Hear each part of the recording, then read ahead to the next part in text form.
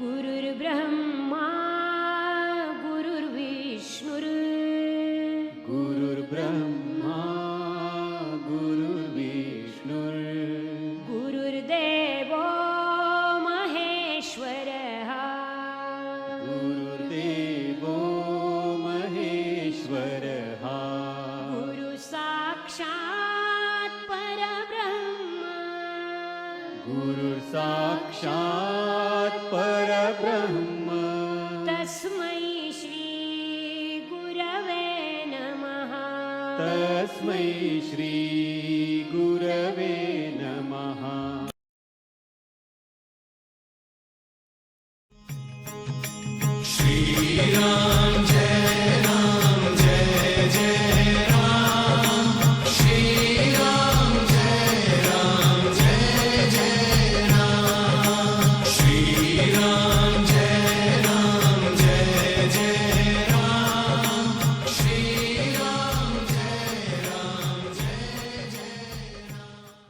प्रेम से बोलो श्री कृष्ण भगवान की जय।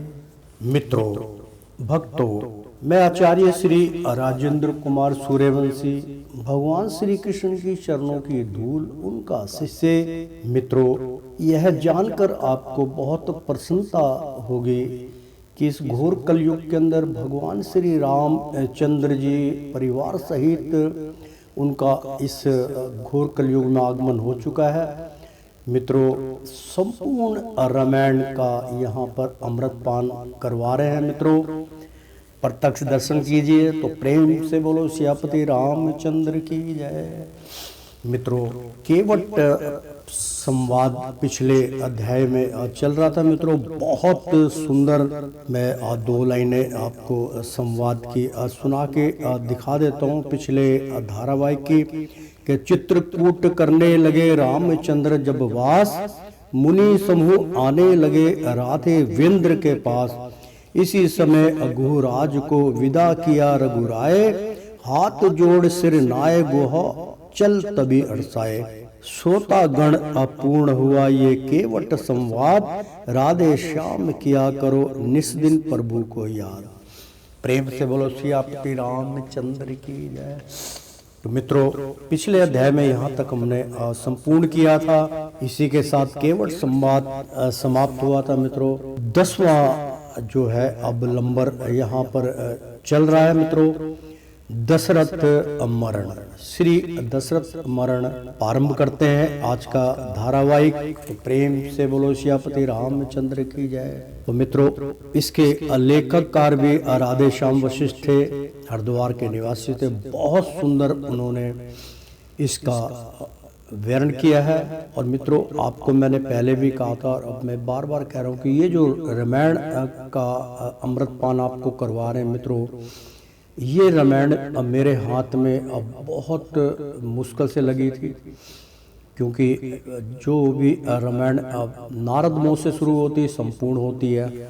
और मित्रों, बेकार की शब्दावली इसमें नहीं है, सब गुणक रहस्य है।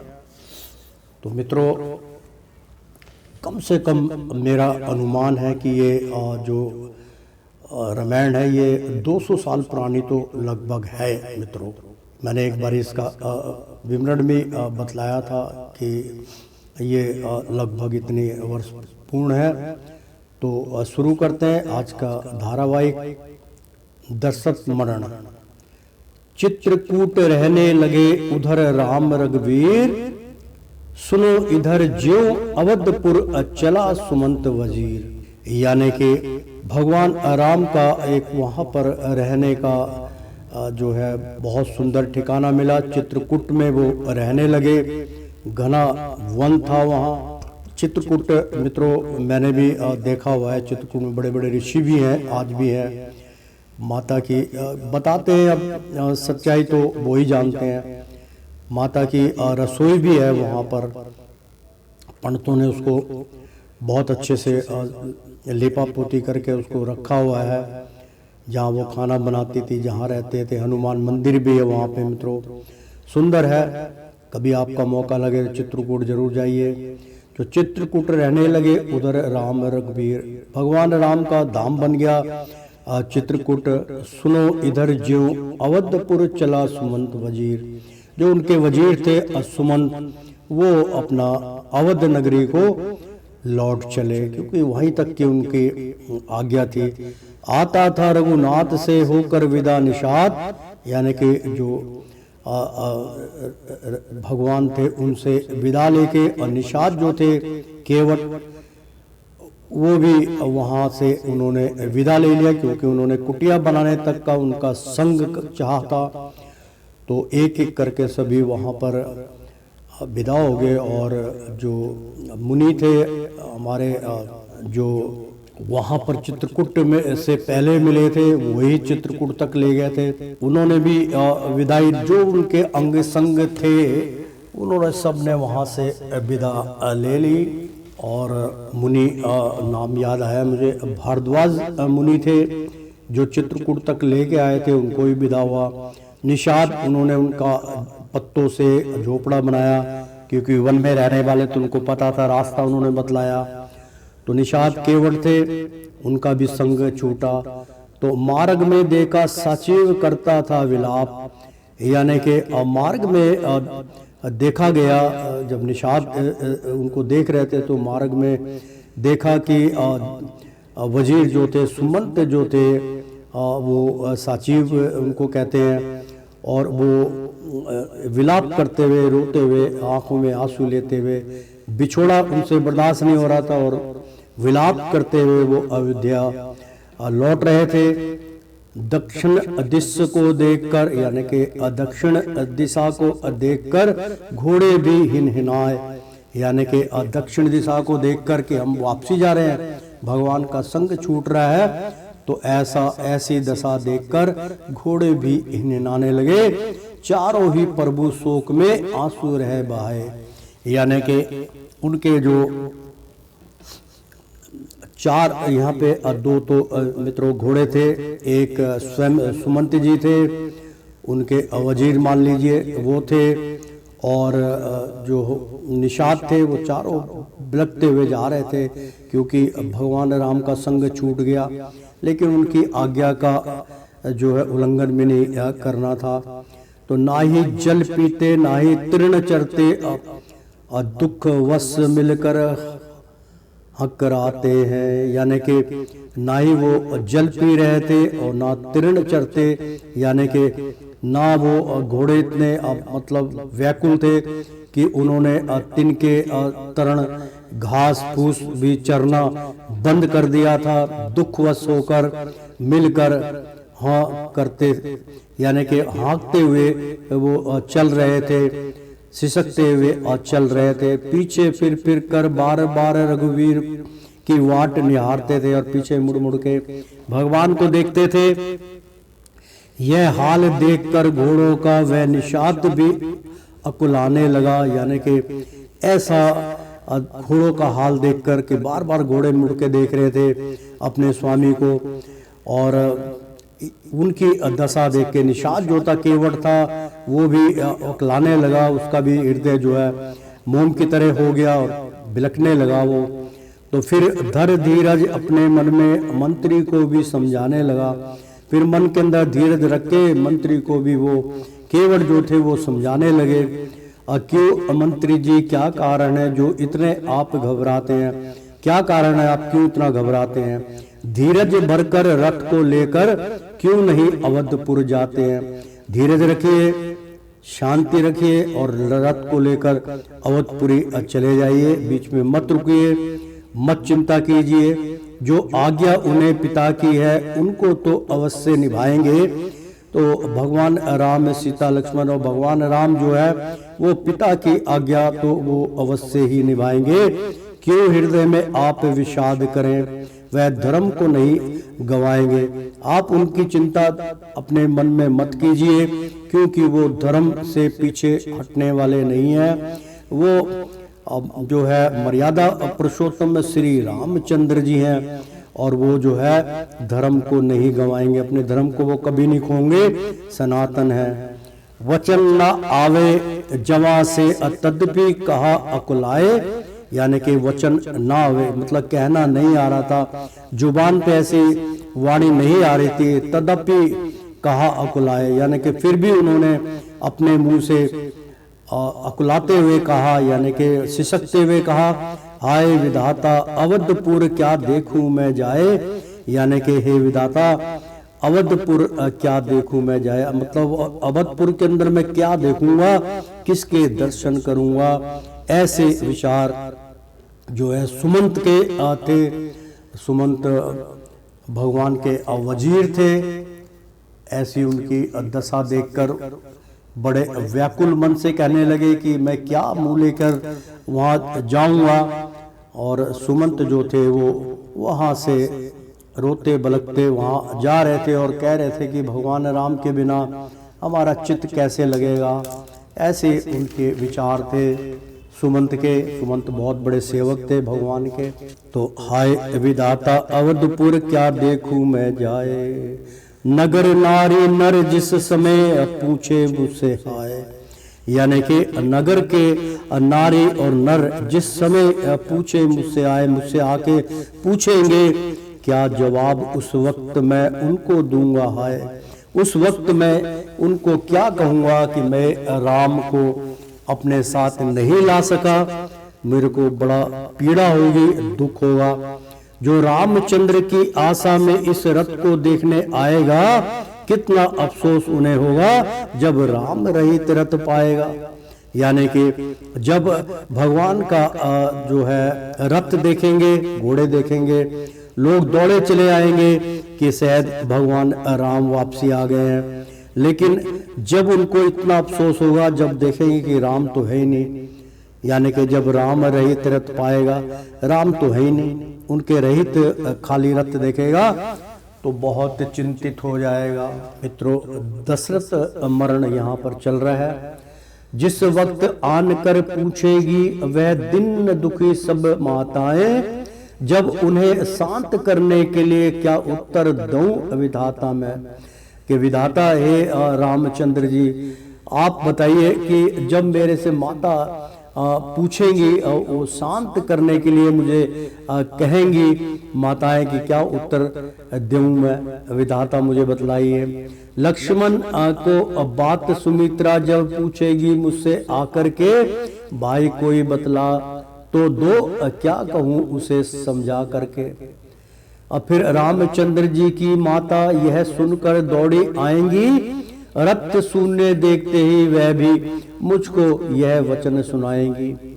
यानी कि सब लोग मुझे कहेंगे खाली रथ लेके क्यों आए, तरह तरह की बातें और जो है वहाँ सुनने पड़ेगी मुझे। मेरे पास जवाब नहीं, उनको मैं क्या जवाब दूंगा। कहा छोड़ा उन सुकुमारों को, मेरे सुत प्राण प्यारों को, यानी कि कहाँ छोड़ा है मेरे प्राणों को, राजा के प्राण अंधारों को, रघुकुल के राजकुमारों को। किस तरह कहूंगा मैं उनसे, तुम धीर धरो अपने मन में। यानी कि किस प्रकार से मैं उनका धीर बनाऊंगा जब वो ऐसे ऐसे वार्तालाप मुझसे करेंगी। श्री रामचंद्र सीता लक्ष्मण सब कुशल सहित छोड़े वन में, अपने पुत्रों का बन रहना नृप जब मुझसे सुने पाएंगे।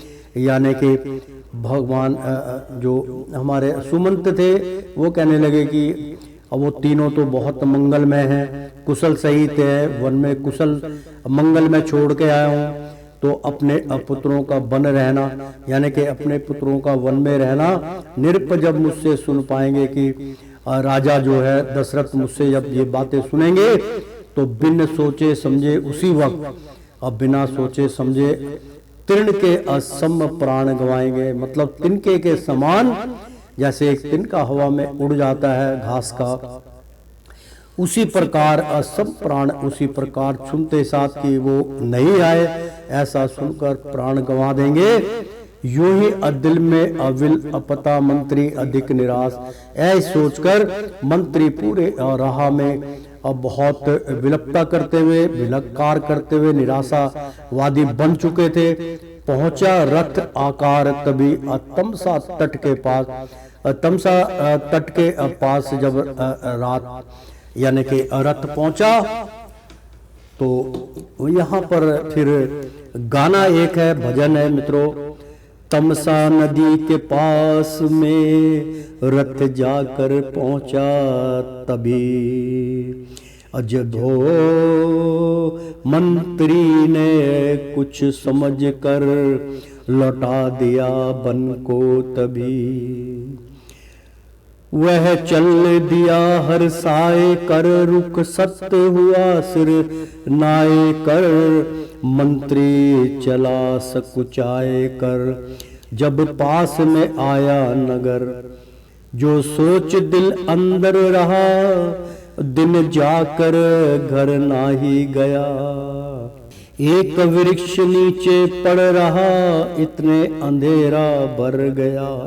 सुर्की की भाज बहार पर साई अलगी रुखसार पर, राजा के दर्शन को चले रथ छोड़ प्रभु के द्वार पर।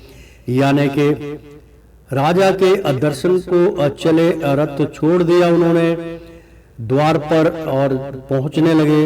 अब दोहा है यहाँ पर कि सुना आगमन सुमंत का, खुशी हुई एक बार। यानी कि अब पूरे नगर में ढिंडोला पिट गया कि सुमंत जो है वो आ चुके हैं, उनका आगमन हो गया है। तो सब लोग खुशी से एक बार झूम उठे कि हो सकता है कि भगवान श्री रामचंद्र जी भी उनके साथ लौट आए होंगे। नर नारी रथ देखने चले राम के द्वार, देखा रथ खाली कांतिहीन, घोड़े ना बिलो के जाते हैं। यानी कि रथ खाली है, ना उनके घोड़े हैं। चारों ही हुवक हुवक करके नैनों से नीर बहाते हैं। चारों तरफ हुचकियां भर भर के सब लोग रोने लग गए। यह देख के गिरे अमूर्छा खाकर नर नारी अवधपुर के वासी। यह ऐसी दशा देख के, खाली रथ है, घोड़े नहीं है, द्वार पे खाली रथ खड़ा है, भगवान का वास नहीं देख के मूर्छा करके बेहोश होके गिरने लगे। और अवधपुर के वासी जो थे अयोध्या के, बहुत चिंतित हुए। ककई सुमति ने हाय करी, सगरी नगरी सत्यानाशी। यानी कि ककई को और कुमति कहा गया। हाय करी, हाय लगाई गई, सगरी या नगरी, यानी कि इस नगरी को स्वर्नाश कर दिया, सत्यानाशी कर दिया इसको। निरुक्त दर्शक के भवन में पहुंचा साचिव सिताब, मतलब जो साचिव थे और वो सुमंत वहां पहुंच गए। देखा निरुक्त तड़फे पड़े, यानी कि वो तड़प रहे थे, जमीन पे पड़े हुए थे। जीव मछली बिन आब, यानी कि जिस प्रकार से तालाब से बाहर मछली तड़पती है, उसी प्रकार से पुत्र के वियोग में निरुक्त जो राजा थे आप दशरथ, वो तड़प रहे थे। ऐसा उन्होंने साचिव ने देखा। अति ही व्याकुल भूमि पर सैया वस्त्र विहीन, यानी कि अति ही बहुत ज्यादा व्याकुल होकर भूमि पर बेचित होके पड़े हैं। सैया वस्त्र विहीन मतलब जो बिछोना था उनका वो कहीं है, वस्त्र उनके कहीं है, इधर उधर बिखरे हुए, उनको सुध नहीं थी। राजा को लेते सांस भर भर हृदय, सोचत बदन मलिन। यानी कि सिसक सिसक के, रो रो के वो भर भर के हृदय में सांस ले रहे थे। सोचत बदन मलिन, और ऐसे सोच सोच कर बदन उनका मलिन हो गया था, बीमार हो चुका था। पल में अबेहोशी आती है, दम भर में नेत्र खुल जाते हैं।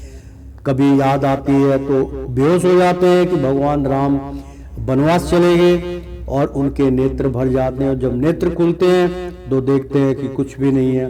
कहते हैं राम है राम कहाँ, सुत राम क्यों नहीं आते हैं।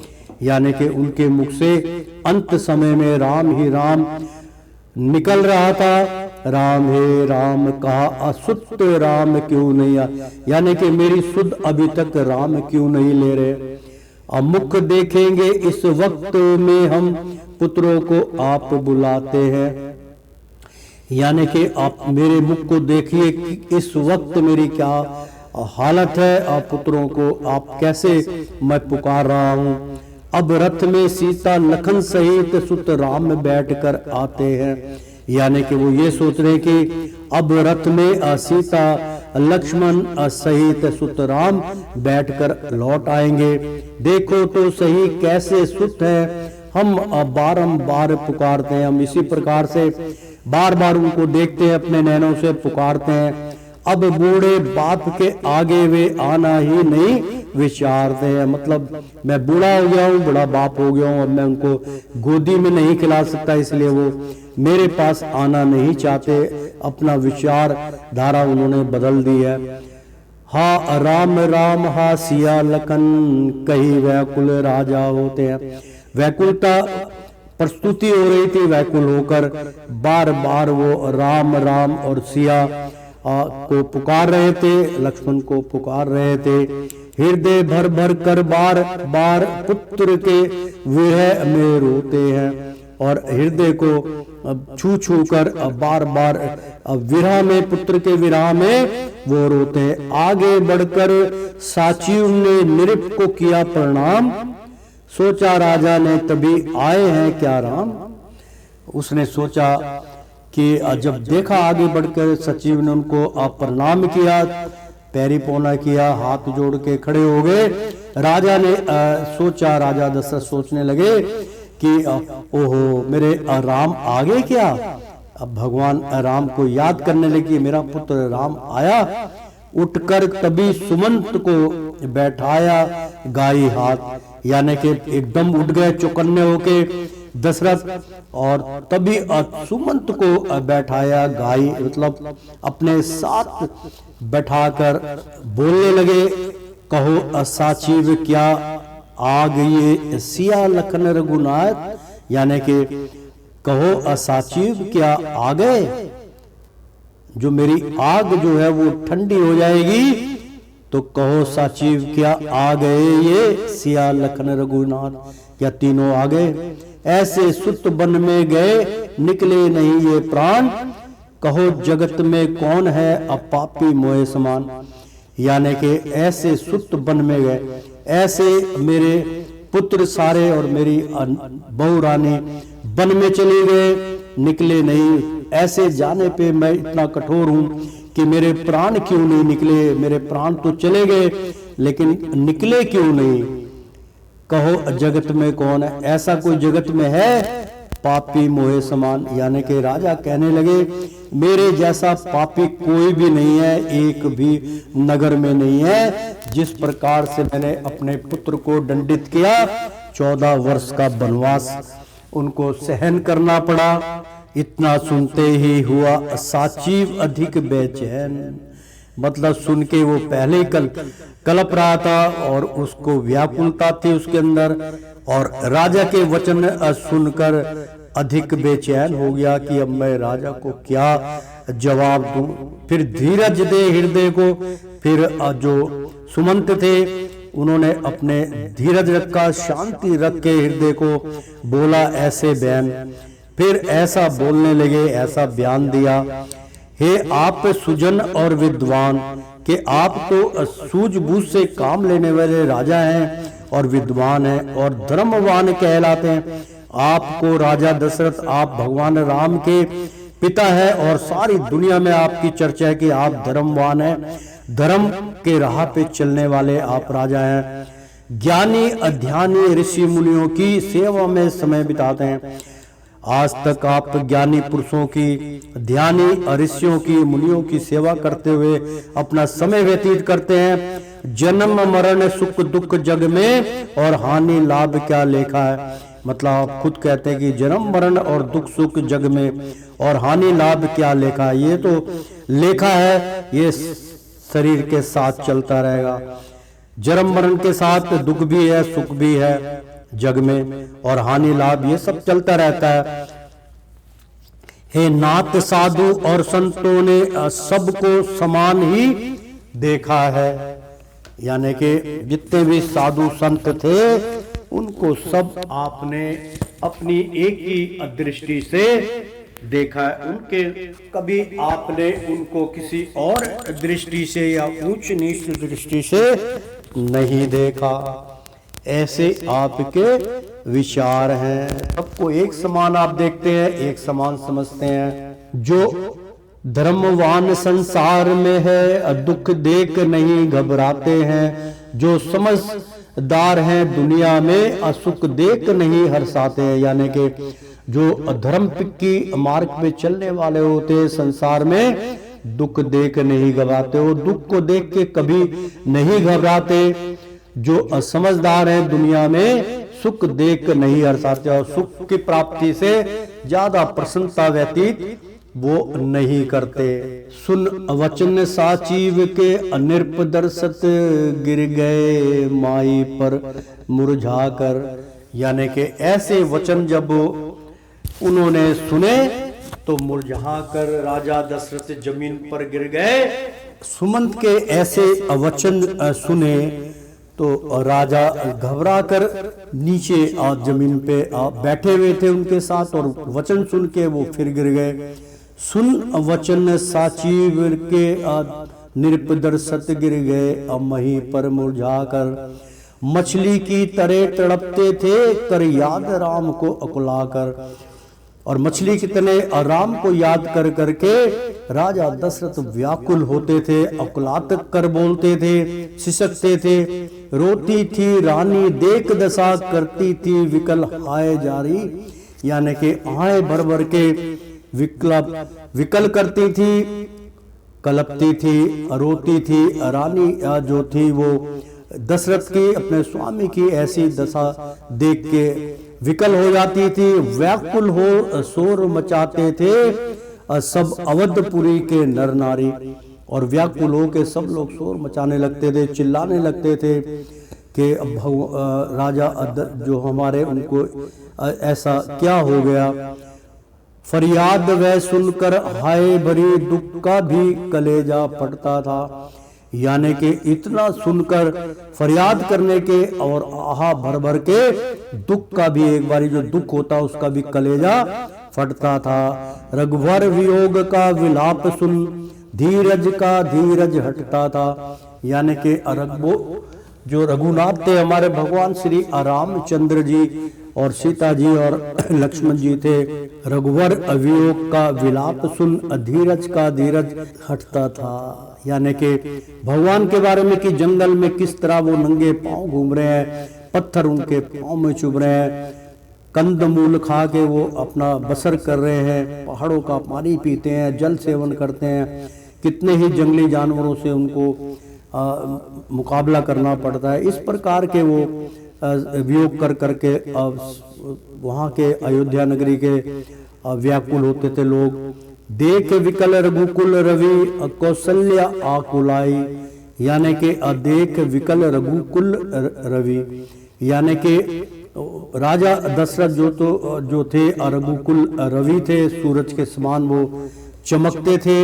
कौशल्या उकलाई, कौशल्या देख के उनको बहुत धैर्य उनका टूट गया और उकलाने लग गई, सिसकने लग गई। हाथ जोड़ बोली वचन समय पाए घबराए। यानी कि हाथ जोड़कर अपने वचन बोली समय पाए कि समय पाते ही वो हाथ जोड़ के घबरा कर बोली, हे नाथ सुनो रघुबीर विरहा बे था असिंधु लहराता है। यानी कि हे नाथ हमारी भी विनती सुन लीजिए। रघुवीर विरह मतलब जो भगवान रामचंद्र का जो विरह आपके मन में है, दुख है, वे अथा सिंधु लहराता है। वो तो था है, वो तो मतलब इस संसार में सिंधु जो है वो उसके वहाँ पे भी उनका तिरंगा जो उनका जो विजेती की जो झंडा है लहराता है। तो 14 वर्षों का अवधपुरी उसमें जहाज दिखलाता है। यानी कि 14 वर्षों का अवधपुरी में उसमें जहाज दिखलाता है। यानी कि बार बार वो जो है इतना बड़ा वो जहाज है, इतना बड़ा वो बना हुआ क्षेत्र है जिसमें भगवान बार बार दर्शन देते हैं। तो 14 वर्ष तो ऐसे बीत जाएंगे। ये प्रजा कुटुंब महाजन सब उस पर हो रहे सवार प्रभु। यानी कि जो कुटुंब है उनके पूरे संसार के उस पर हो रहे सवार प्रभु उसी पे सवारी कर रहे हैं। उस जहाज और इस जनता के अपाहिज तो अखेवन हार प्रभु, उस जहाज पे हम लोग सफर कर रहे हैं। उस जहाज के ऊपर पूरी दुनिया बैठी हुई है और उसी जहाज को हाँकने वाले, उस जहाज को चलाने वाले डोर जो है वो प्रभु के हाथ में है। और आप ही तो खेवनहार हैं, आप ही तो पालनहार खेवनहार हैं। गर धीरज मन में आप धरे तो यह जहाज को पार प्रभु, यानी कि अगर आपने अपने मन में धीरज रख लिया, धीरज धर लीजिए, धीरज धरें तो यह जहाज हो पार प्रभु। इस भवसागर को, इस जहाज को आप पार कर जाएंगे, वरना स्वामी इस अवसर में डूबत है परिवार प्रभु।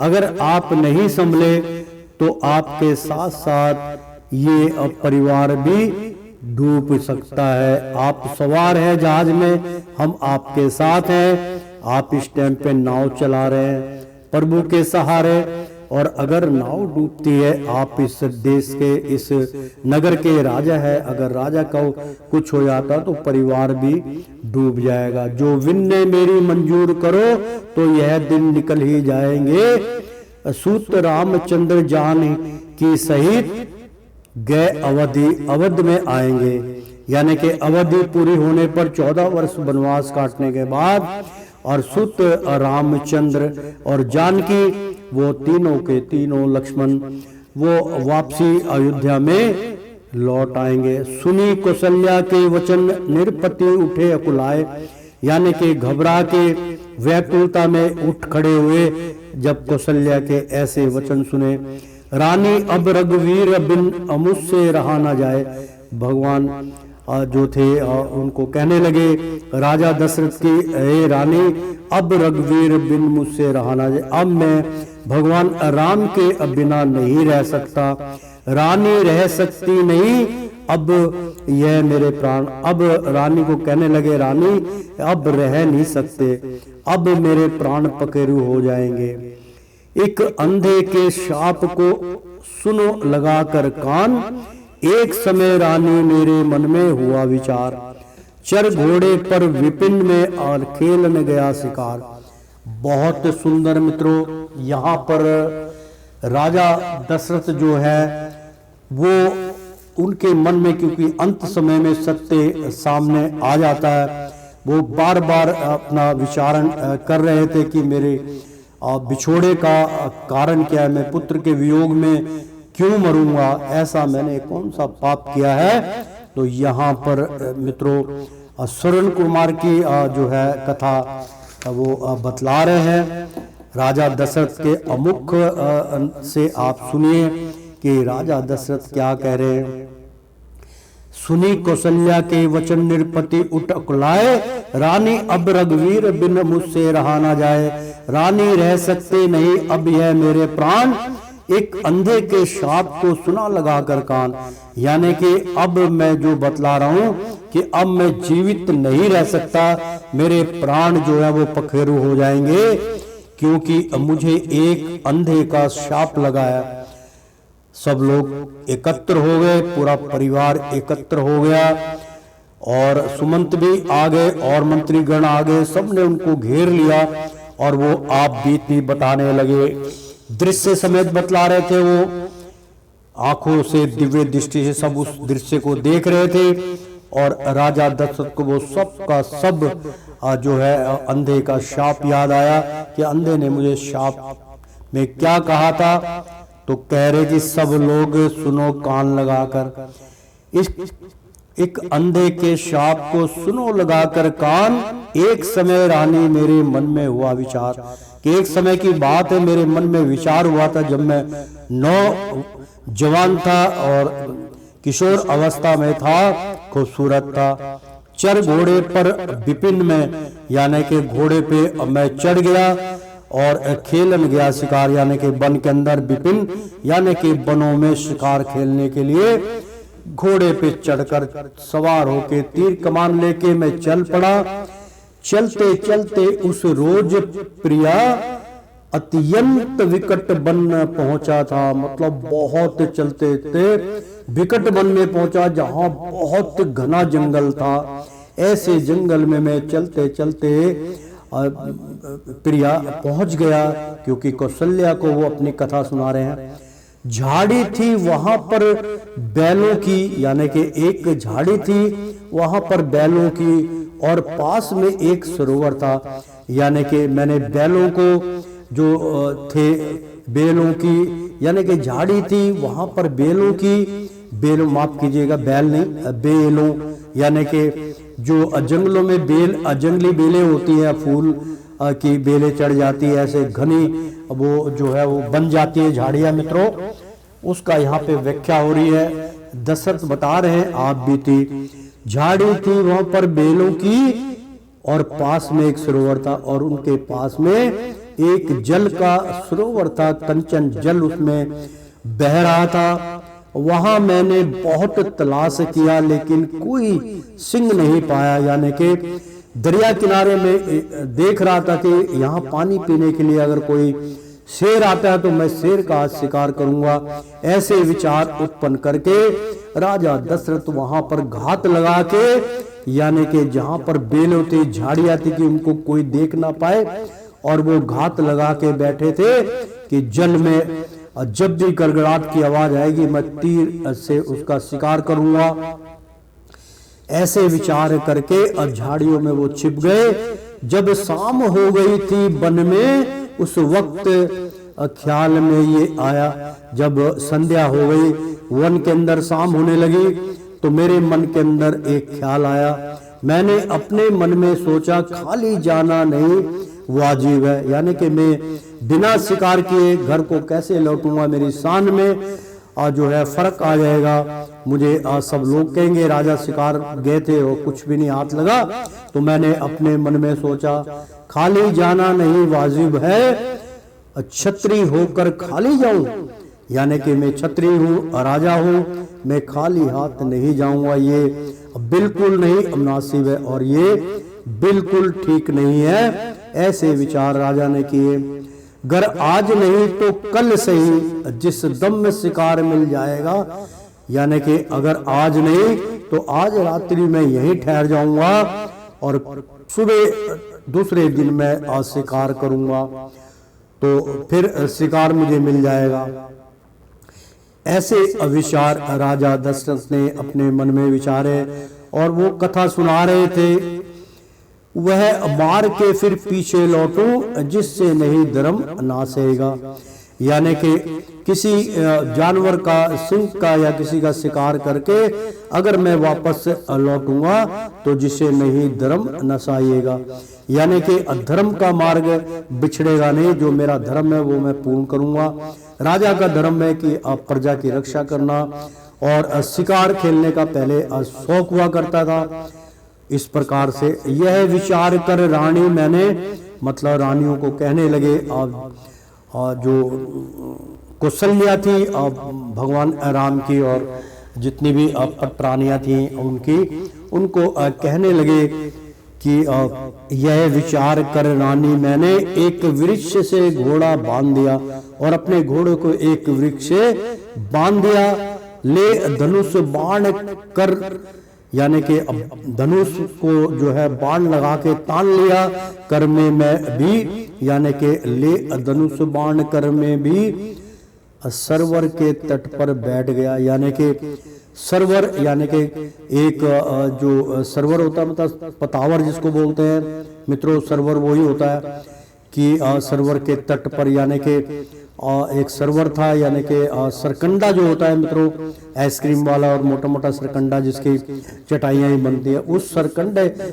घना घना होता है सरकंडा, उसकी ओट में कोई नजर नहीं आता, तो सरोवर के तट पर बैठ गया। यानी कि सरोवर के किनारे दरिया थी, वहां वो बैठ गया।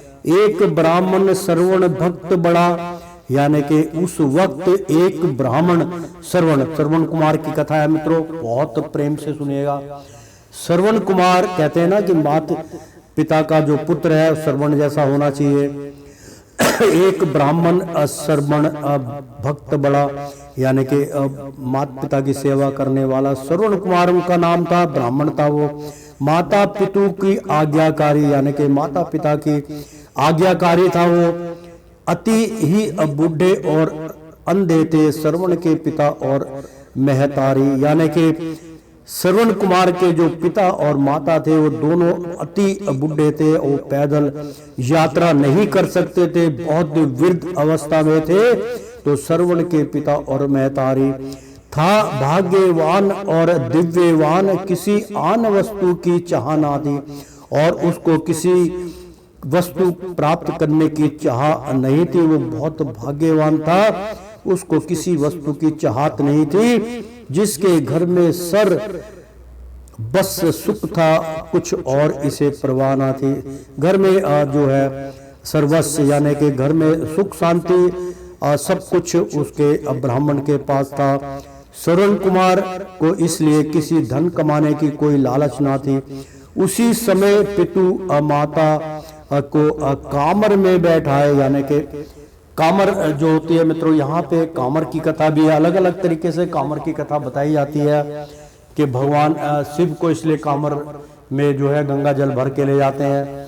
तो इससे उस कथा को भी जोड़ा जाता है कि जो कावड़ भरा जाता है मित्रों, कावड़ लेके जाते हैं तो कावड़ उसे कहते हैं जो पहले के लोग जो है दोनों कंधे पे जो है बांस का वो कावड़ बना के और दोनों तरफ तराजू ने, हाथ वाला तराजू देखा होगा आपने, दोनों पड़ले होते, इसी प्रकार से दोनों पड़ले होते हैं। तो कामर दोनों तरफ में पानी भर के और फिर वो दूर दूर ले जाया करते थे, इस प्रकार से कामर होता है। इसी प्रकार से कावड़ जो है मित्रों, उसको उसकी प्रथा है कि यहाँ से अब भगवान शिव के लिए वो गंगा जल लेके आते हैं और फिर जिस दिन वो शिवरात्रि होती है उस दिन वो गंगा स्नान करवाते हैं भोलेनाथ से, तो सारे कार्य संपन्न पूरे हो जाते हैं। तो मित्रों, कामर में बैठाया यानी कि माता पिता को श्रवण कुमार ने अपने कांवड़ में बिठा लिया। तीर्थ करने के लिए फिरता था हर्षाय, यानी कि तीर्थ कराने के लिए अपने माता पिता को, क्योंकि उसके पास कोई मोल नहीं था मित्रों, कोई उसके पास धन नहीं था, उसके पास कोई घोड़ा नहीं था, उसके पास कोई बैलगाड़ी नहीं थी, लेकिन अब वो एक गरीब और संतुष्ट ब्राह्मण था।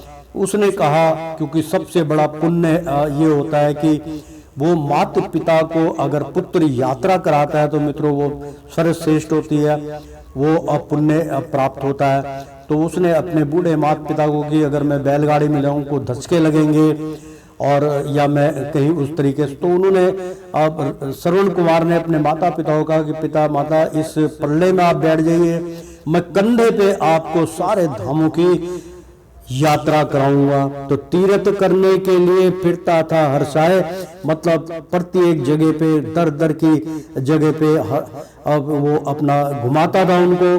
तो माता पिता बूढ़े अंधा की इस तरह से सेवा करता था, और माता पिता उसके बूढ़े अंधे थे, उनकी आंखें नहीं थी, चढ़ना उतरना मुश्किल होता था, इसलिए वो उन पे जो है उनकी सेवा करता था कि जब तक मेरा जीवन है मैं आपकी सेवा करूंगा। कामर में रखकर दोनों को, यानी कि कामर बोलते हैं इसको, कमर पे यानी कि कामर कंधे पे और रख के उसको चलाया जाता है मित्रों। कामर को बीच में कंधे के टांग लेते हैं, दोनों तरफ बराबर बैलेंस होता है और लेके वो और उनको घुमाते थे। तो कामर में रख कर दोनों को वन वन में विचरता फिरता था, वन वन में उनको तीर्थ कराता हुआ इधर उधर भटकता हुआ जाता था, वही कंदमूल और भोजन कराता था, जल ताजा पिलाता था उनको। उस समय विचारा यह श्रवण, यानी कि श्रवण जो था उसने अपना विचार किया, कोई तीर्थ करने आया था, यानी कि उस समय विचारा यह श्रवण, यानी कि विचारा जो श्रवण कुमार था कोई तीर्थ करने आया था, यानी कि वो तीर्थ करने के लिए आया था, और माता पिता को उसके तब प्यास ने अब बहुत सताया था, यानी कि और जब तीर्थ वो करा रहा था तो माता पिता को बहुत प्यास लगी, शायद उसकी परीक्षा का समय था, बहुत तेज प्यास लगी, और उनके अंधे माता पिता के, श्रवण कुमार के माता पिता को तो बहुत प्यास सता रही थी। तो मैं जिस सर तट पर बैठा था, यानी कि राजा दशरथ कहने लगे राजा की मैं जिस तट के ऊपर सरपट यानी कि जिस सरकंडे के की ओट में मैं किनारे बैठा हुआ था दरिया के, कि कोई शिकारी जब पानी पीने आएगा जानवर तो मैं उसका शिकार करूंगा, इस प्रकार विचार करके वो बैठे हुए थे। वहां पर वह जल लेने आया था, यानी कि वह उनका जो पुत्र था अंधों का श्रवण कुमार, वो जल लेने के लिए वहां पर जो है जल उपस्थित हुआ। और उस समय विचारा यह सावन कोई यानी कि श्रवण कुमार कोई तीर्थ करने आया था और माता पिता को उसके तब प्यास ने बहुत सताया था। मैं जिस सर तट पर बैठा था वहां वह जल लेने आया था। जल में डूब डूब सा शब्द हुआ जो उसने घड़ा डुबाया था, यानी कि जो उसके हाथ में गड़वी थी, जो लोटा था, जो घड़ा था, वो पानी के अंदर वो भरने के लिए डुबा रहा था। तो गड़ गड़ की आवाज उसमें आ रही थी कि मटका जो है तो पानी में डुबाएंगे तो गड़ गड़ गड़ गड़ की आवाज आती है। इस प्रकार से गड़ गड़ की आवाज सुनाई दी। सुनकर मैंने मन में सोचा ये, और सुने मन में राजा दशरथ ने सोचा कि ये सिंह हिरन या चीता है, यानी कि या तो सिंह है, शेर है पानी पीने आया, या हिरन है, या ये चीता है जो रात में असरवर तट आकर हो अनिष्कक पानी पीता है, यानी कि इसके किनारे आके तट पर और निशक यानी कि बेधड़क होकर पानी पीता है। मेरे धनु पर उस समय चढ़ा हुआ था बाण, और मेरे धनुष के ऊपर बाण चढ़ा हुआ था। मैं शिकार के लिए बिल्कुल तैयार था। लक्ष्य भेद करके ताजा उसी ओर को तान, यानी कि वो भेदन करके पहले भेद करके उसको चलाते थे। लक्ष्य उनका था वो भेद करके कि आपने बाण ने यहीं पे जाके जहां डुबकी की आवाज है वहीं जाके बाण ने लगना है। तो लक्ष्य भेद करके ताजा उसी ओर को तान, यह तीर करारा फौरन ही श्रवण के लगा उर में जाकर, यानी कि श्रवण कुमार के सीने पे वो बिल्कुल तीर जाके लगा, आर पार हो गया। पहले तो आहाकार किया, फिर गिरा वहां पर गस खाकर, और फिर आए हाय अहंकार की आवाज आके आहाकार मचा के वो तड़पता हुआ और वहां दरिया के किनारे गिर पड़ा, गस खा गया, बेहोश हो गया। सुनते ही शब्द में दौड़ पड़ा, यानी कि ऐसा शब्द सुना कि ये तो किसी मानुक की आवाज आ रही है। हाय हाय शब्द सुनकर मैं सब तीर कमान छोड़कर वहां दौड़ पड़ा और अपने मन में घबराया, और मन के अंदर मेरे घबराहट हो गई, मैं घबरा गया। जाना यह तो कोई यात्री है जल भरने सर तट पर आया, यानी कि ये तो कोई यात्री है जो जल भरने के लिए इस तट पर आया है। जब पास में उसके पहुंचा तब उसने यह हाल कहा सारा, यानी कि जब मैं उस यात्री के समक्ष पहुंचा तो उसने अपना सारा हाल मुझे कहा। कोई सिंह हिरन के धोखे में हे भाई बाण मैंने मारा, यानी कि मैंने आपको जानबूझ के बाण नहीं मारा। राजा दशरथ कहने लगे, बिलखने लगे, रोने लगे कि मैंने सिंह या कोई हिरन समझ के मैंने बाण चलाया, तो कुछ दोष नहीं मेरा, इसमें हुई भूल है, धोखा खाया कि इसमें मेरा कोई दोष नहीं है। राजा कहने लगे मैंने भूल से धोखे से आपको बाण चलाया और आप धोखा खाया, अपराध क्षमा मेरा कर दो, और धोखे से बाण चलाया, यानी कि मेरे अपराध को क्षमा कर दीजिए और धोखे से मैंने बाण चलाया। यूं सुनकर कहने लगा करे न आप मलाल, यानी कि श्रवण कुमार कहने लगे कि आप जब ऐसे वचन सुने तो श्रवण कुमार कहने लगे कि आप बिल्कुल इस बात का मलाल मत कीजिए, जो होना था हो गया राजन, ताजिए ख्याल, यानी कि जो होना था वो हो चुका राजन।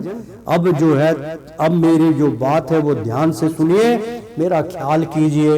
होनी होकर ही रहती है इसलिए सोच को दूर करो कि जो होनी है होकर रहती है। होनहार विद्वान के हो चीखने पात, उसको कोई नहीं रोक सकता, होनी होकर रहती है। इस सोच को आप दूर कर लीजिए।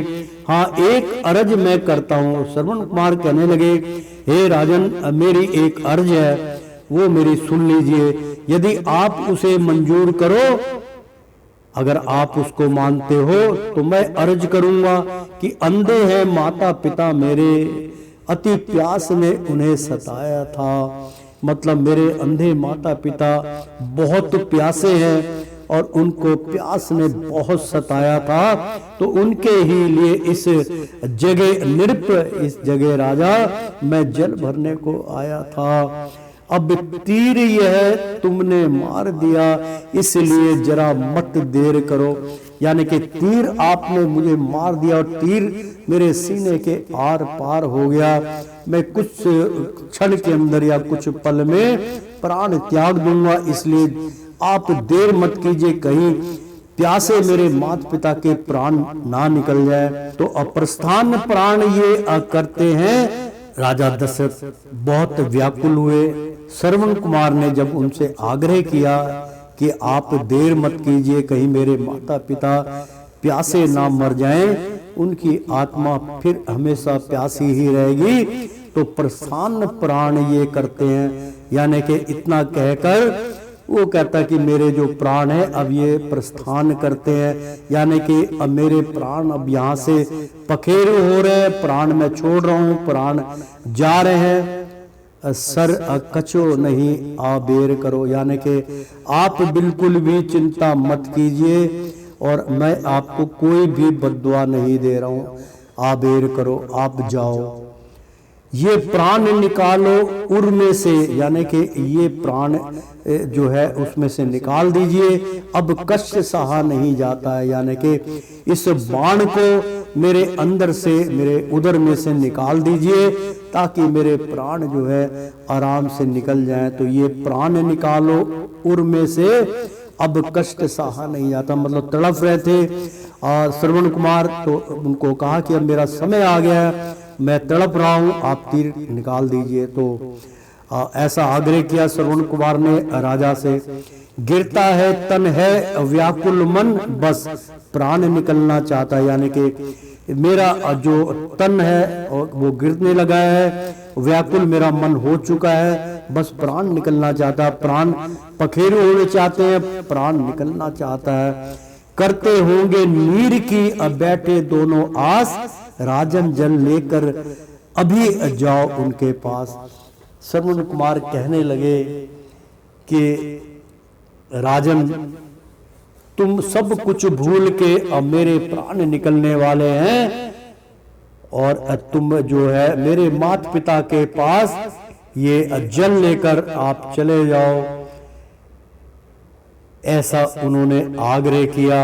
बहुत सुंदर श्रवण का यहाँ पर चल रहा है, राजा दशरथ अपने मुख से उनका बतला रहे हैं। तो मित्रों, श्रीमन नारायण नारायण हरि हरि, तेरी लीला सबसे न्यारी न्यारी, बोलो हरि हरि। विष्णु नारायण नारायण हरि। प्रेम से बोलो सियापति रामचंद्र की जय, हनुमंत की जय। मित्रों, एक बार बोल दो ना, मजा नहीं आया मित्रों, एक बार बोल दो ना, राधे राधे, कृष्णम कृष्णम।